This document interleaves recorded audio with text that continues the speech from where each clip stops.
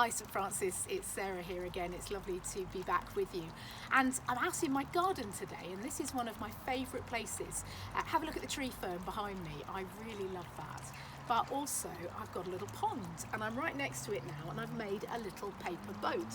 And I was giving it a go in my pond. It's quite a windy day today, and it just tends to blow a bit near this waterfall. And if it gets too near, sorry, it's a fountain. If it gets too near, it fills with water and I have to pour it out and start again. I tell you what, I think I'd be quite scared if I was on that boat, because being in a storm can be a bit frightening, can't it? There was one this week. Were you out in the thunder? It can be a little bit scary. You know what? Jesus told a story about being out in a boat on a storm.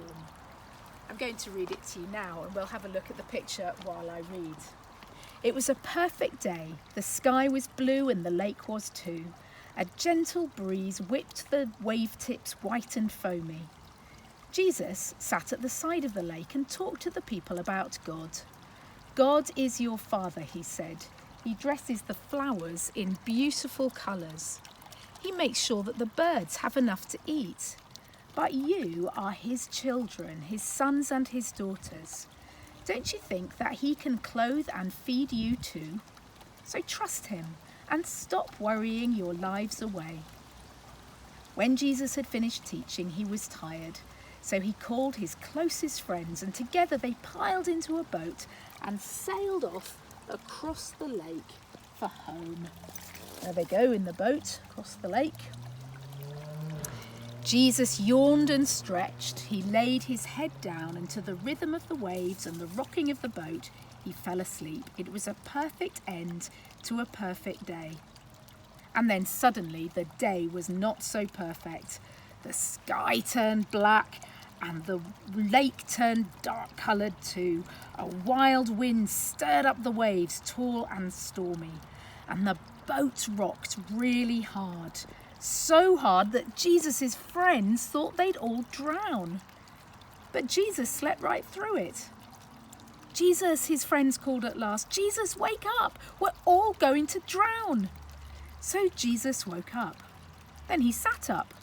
Then he rubbed his eyes and he stood up. It was all anybody else could do to stay on their feet. But Jesus managed to stand up. And then very calmly he said to the wind, "Quiet now." And he said to the waves, "Settle down." And they did. Then Jesus turned to his friends and said, "You don't need to be frightened. You didn't have to worry. All you had to do was trust me. See, everything is calm."